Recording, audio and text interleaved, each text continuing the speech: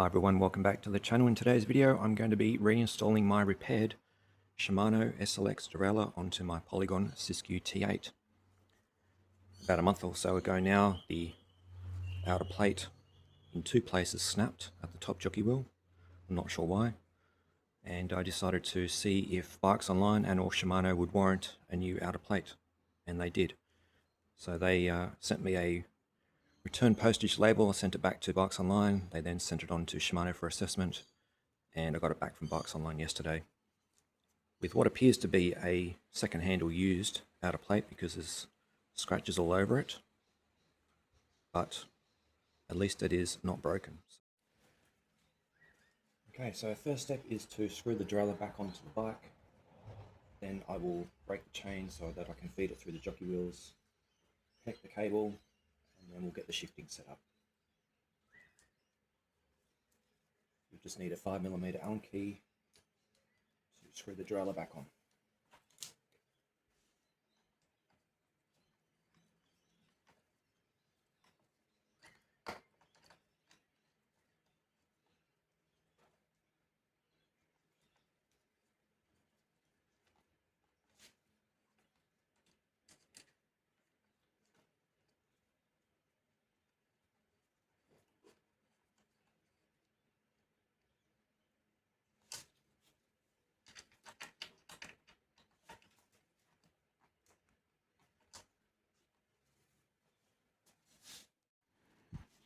To break the chain, you need to look for this link. There's only one of them. And then using this tool here, which you'll need, you insert it either side, so the black part of the chain, and then pull it apart. So I'll demonstrate that now.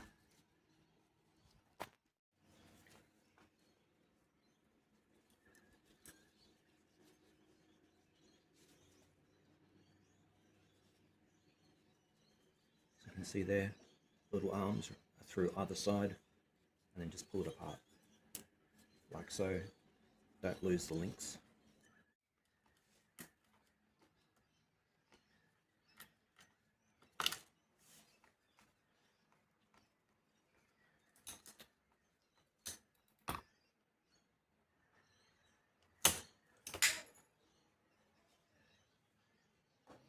Now that the chain's been fed through the derailleur, we can reconnect the chain. This little tool here with two hooks on either end is useful to have. You can even fashion one up yourself from a stiff enough piece of metal. That just keeps the chain together so that you can install the links. So just hook it through, links further away from the ones that you're reconnecting, and you can get these installed.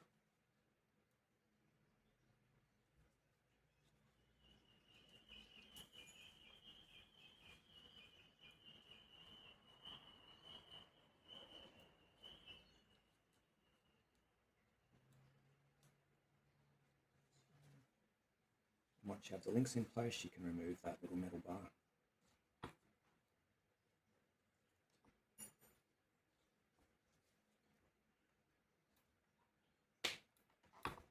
And you can just hear that click, so that means it's now back in place and secure.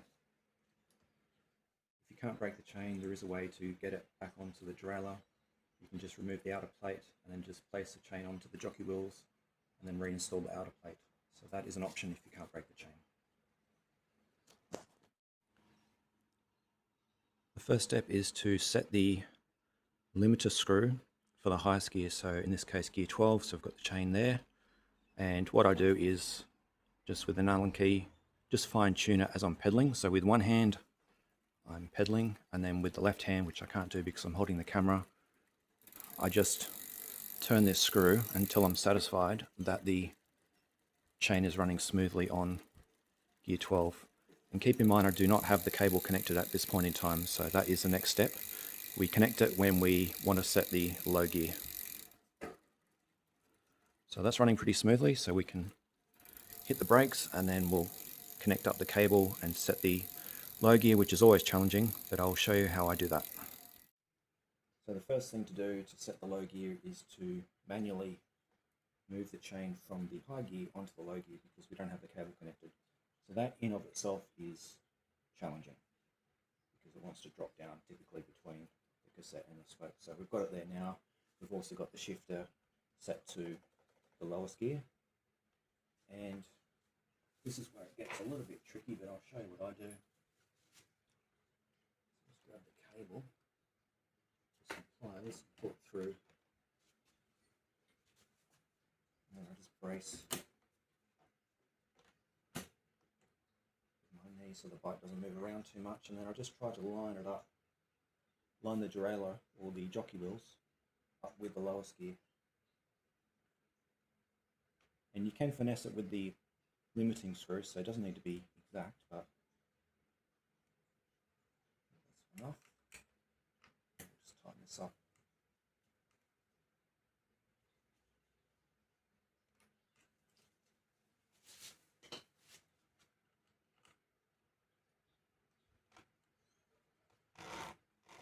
Just do a gentle pedal, yeah, so it already wants to come off. So we're going to have to, might just let the cable off slightly.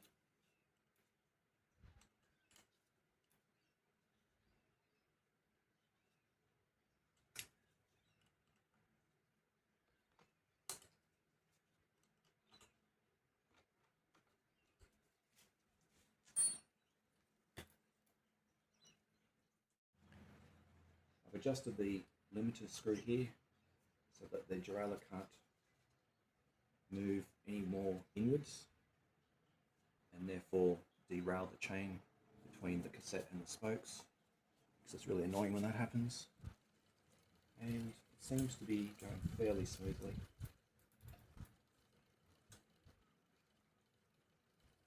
I mean, you really need to get out on the road and hit a hill so there's some stress on the drivetrain to know that the chain isn't going to jump around or pop off completely.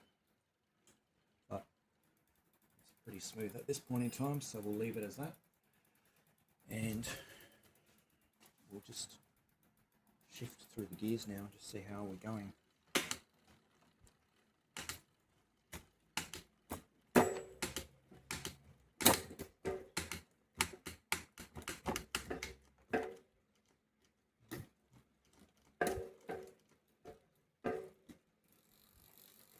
It's not quite reaching 12th gear, so just let the high gear adjuster and just screw out a little bit. There we go. Still.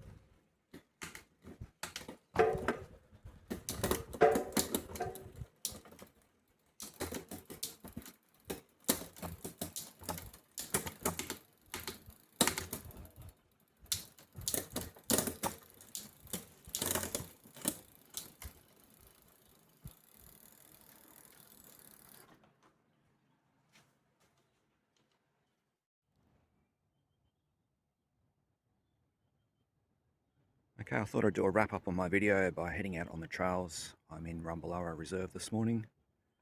It's a beautiful autumn day in May. We've got views out to Brisbane Water, Tascott, Coolawong in the distance there. But I just wanted to report on how the bike's shifting now that I've reinstalled the derailleur and set up the gears. I'd say it's about 99% there. Enough for me to be satisfied and confident on the bike that it's not going to skip gears or drop the chain or anything like that. Could do a little bit more fine tuning, but yeah, it's pretty much good enough for me.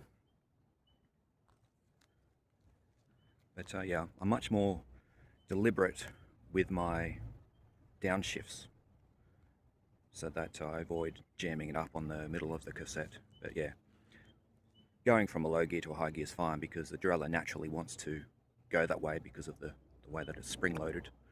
But you're basically going against the force of the cable when you're trying to shift into a lower gear. So if you keep all that in mind, yeah, it's completely fine. I've been riding my Giant for a few weeks while waiting for the derailleur to come back, and the first thing that I noticed on this bike is just how smooth it is. It is such a smooth bike to ride. So I'm loving being back on my T8. An important consideration in buying a Polygon, however, is that depending on where you live, you may not have any local bike shop support.